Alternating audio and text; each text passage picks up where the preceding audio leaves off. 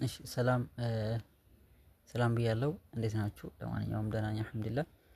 እችኛዋ ፓርት አንድ ኤጀንት ዋናው ስራ ሊሆነው ምንድነው? ዋናው ስራው የኤጀንት ዋናው ስራ ምንድነው የሚለው ነገር ነው ሼር ማድረጋችሁ።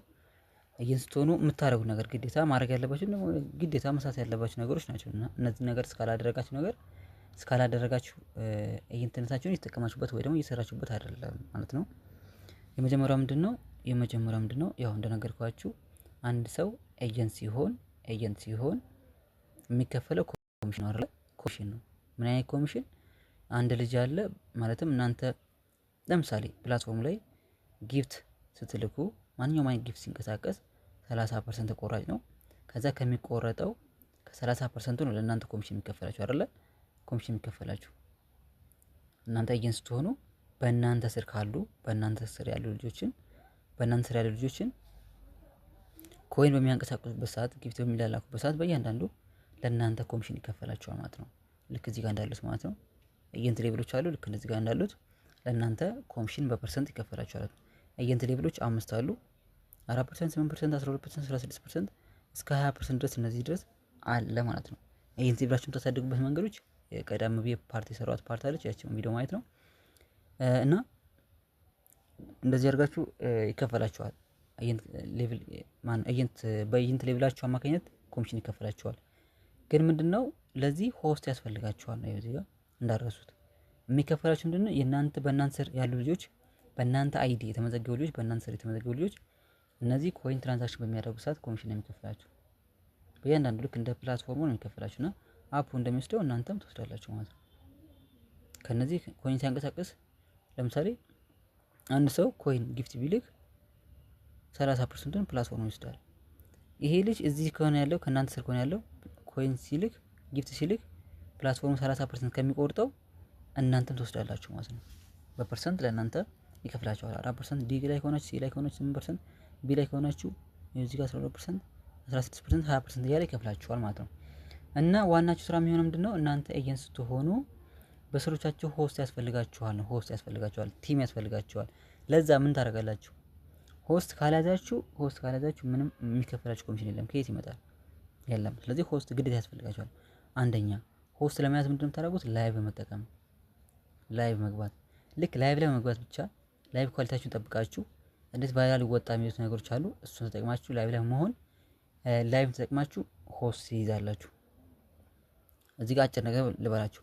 ላይቭ ላይ ሆናችሁ ቫይራል ለመውጣት የመጀመሪያው የምትገቡበትና የምትወጡበትን ሰዓት ማስቀመጥ። ለምሳሌ ጠዋት 1 ሰዓት ከሆነ የምትገቡት 1 ሰዓት ነው የምገባው እስከ 7 ሰዓት ከሆነ በቃ ጠዋት 1 ሰዓት ነው የምገባው 7 ሰዓት ነው የምወጣው ብላችሁ እንደዚህ ማስቀመጥ በቃ እንደዚህ ማለት ነው።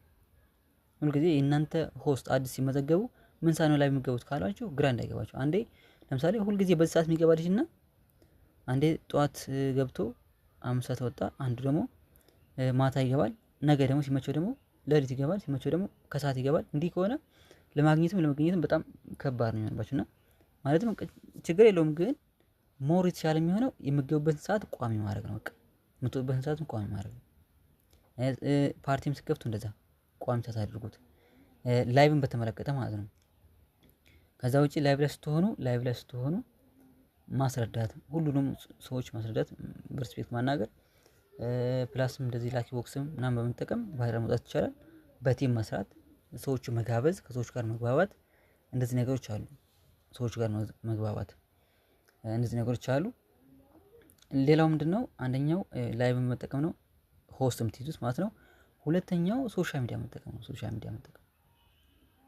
ላይቭ ሳይገቡ ሱፐር የገቡ ልጆች አሉ። እዚህ 20% ተከፋይ የሆኑ ልጆች አሉ። ስለዚህ ይሄ ብቻ አይደለም። ላይቭ መግባት የማትችሉ ሰዎች ካላችሁ ምናልባት ይሄን ሁለተኛው መንገድ ተጠቀሙ ነው። ሁለተኛው መንገድ ምንድነው? እሱ ሶሻል ሚዲያዎችን መጠቀም፣ ቲክታክ ሊሆን ይችላል፣ ዩቲዩብ ሊሆን ይችላል፣ ፌስቡክ ሊሆን ይችላል፣ ኢንስታግራም ሊሆን ይችላል። እዚህ ላይ ሶሻል ሚዲያዎችን በመጠቀም ፕሮሞሽን ስሩ፣ ማስታወቂያ ስሩ። በዛም ማስታወቂያ አማካኝነት ተመዘግባችኋላችሁ። እዚህ ጋር እናንተ ፓርቲ ከፍታችሁ ፓርቲ ላይ አስረዷቸው። በዛን ሰዓት ቲማችሁ ያደገ ሄዳ ማለት ነው። ሆስት እያዛችሁ ማለት ነው። ሌላኛው የመጨረሻው ቻንስ ምንድነው? የምታውቋቸውን ሰዎች መጋበዝ። ያ በቂ አይደለም። ኔትወርክ እስከሆነ ድረስ ኔትወርክን መጠቀም መቻል አለባችሁ። በምታውቁ ሰው ብቻ ሊገደብ አይችልም ልላችሁ ፈልጌ ነው። የማታውቁ ሰው ነው ኔትወርክ ላይ መስራት ያለባችሁ ከማታውቁ ሰው ጋር ነው። ማለትም ሶሻል ሚዲያን በመጠቀም ኢንተርኔትን በመጠቀም ነው የምትሰሩት ልላችሁ ፈልጌ ነው። እንደዛ አድርጉ። ሆስት እየያዛችሁ ካልሆነ እየሰራችሁ አይደለም። ማለትም ሆስት ካልያዛችሁ ኮሚሽኑ ከየት ይመጣል? ቲማችሁ አይገነባም፣ ከየት ይመጣል? ግን እናንተ ለምሳሌ ዛሬ እስከ ሳምንት ባለው አንድ ልጅ ራሱ ብትይዙ ቀልድ ነው። ዝም ብላችሁ ኤጀንት ሆናችሁ ዝም ብላችሁ ግብት ብላችሁ ዴሊ ታስካቸው የምትወስዱ ሰዎች እናንተ በቃ ሆስት ናችሁ። አሁን ኤጀንት አይደላችሁም። ገባችሁ አይደለ? ሆስት ያዙ፣ በቃ ሆስት መዝግቡ። እነዚህ የመዘገባቸውን ልጆች እንዴት እንደሚሰሩ አስረዷቸው። ሁለት ሆናችሁ ማለት ነው። እናንተ ሁለት ሆናችሁ ሁለታችሁም አንድ ላይ ኢንቫይት ታደርጋላችሁ። ኢንቫይት ታደርጉ፣ እሱም ኢንቫይት ያደርጋል፣ እናንተም ኢንቫይት ታደርጋላችሁ። እነዚህ ያላችሁ ታደርጋላችሁ። እንደዚህ ማለት ቼኑ ይበዛ ሄደ። ስለዚህ ኢንቫይት ማድረግ መጋበዝ በጣም አሪፍ ነገር አለው። ሆስት መያዝ ነው የመጀመሪያው ነገር።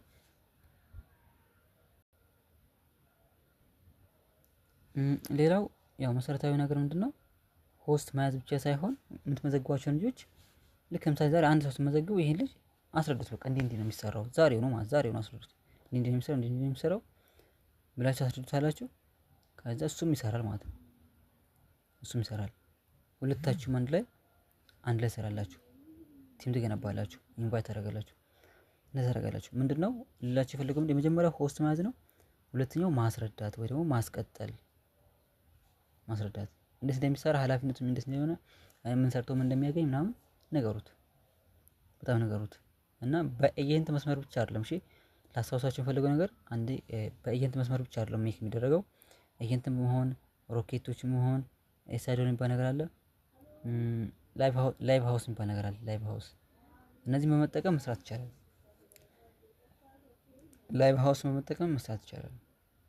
ስለዚህ እነዚህ ነገሮች አሉ። እነዚህን ተጠቅሞ መስራት ይቻላል። አንድ ሰው ኤጀንት ሆኖ መስራት ይችላል።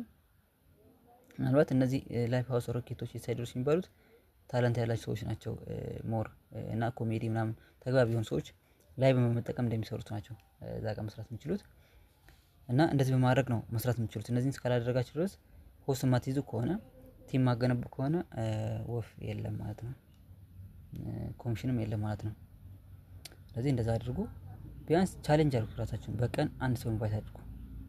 ዛሬ ኢንቫይት ካላደረጋችሁ፣ ዛሬ ከሰው ጋር ካልጋበዛችሁ፣ ሰው ካልመዘግባችሁ መች ነው የምትመዘግቡት? ዛሬ ውሎ ጠዋትም እስከ ማታ ምን መስዋዕት አልመዘግባችሁም። መች ነው የምትመዘግቡት? ነገም ካልመዘግባችሁ። ስለዚህ ራሳችሁን አናግሩ። የሆነ ሰው አናግሩ። በቴሌግራም በኢሞም በላይቭም በፓርቲም በምንም አናግሩ። ምን ያደርጋሉ መሰላችሁ? እኔ ራሱ ግርም ያለኝ ሰው ላይቭ ላይ ሆኖ ምን ያደርጋሉ መሰላችሁ? ላሳያችሁ አንዴ።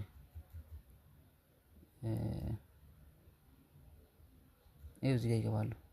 ልክ እዚህ ጋር ይመጡና ብዙ ልጆች የገረመኝ ልጆች እየገቡ አንድ የሆነ ልጅ 40 ምናምን ልጅ ሆስት ያስኩኛል። እንዴት ነው ያስከው እላለሁ። እዚህ ጋር ኒው ትላለች አይደለ? ይኸው እዚህ ጋር ኒው ትላለች። እዚህ ጋር እቺን ይነካና ኒው ትላለች። ይነካትና እንደዚህ አድርጎ አዲስ ልጆች ናቸው እዚህ ጋር የሚገቡትና አዳዲስ ልጆች እንደዚህ አይና ይመርጣል እንደዚህ ማለት ነው። እስኪ አሁን ለምሳሌ እቺ ኢትዮጵያ ነች። አሁን እቺ አዲስ ነች።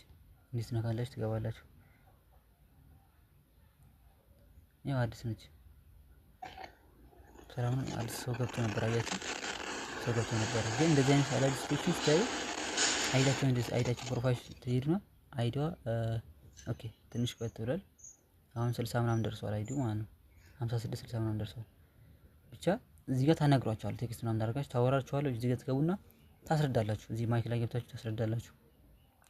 ምናልባት ማይክ ላይ እንዴት ነው የሚገባ እነሱ ላያውቁ ይችላሉ። ኮሜንት ላይ ጽፋችሁ ምናምን እዚህ ጋር ኮሜንት ላይ ጽፋችሁ ምናምን አናግሯችሁ። ከዛ እንደዛ አድርጎ ልጁ ማለት ነው በጣም ይገርማል። እንደዚህ አናግሩ ምናምን እነሱን ያስረዳሉ።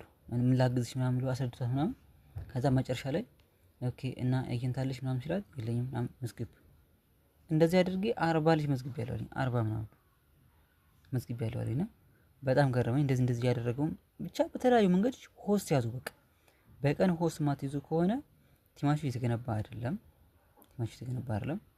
እንዲህ እያደረጋችሁ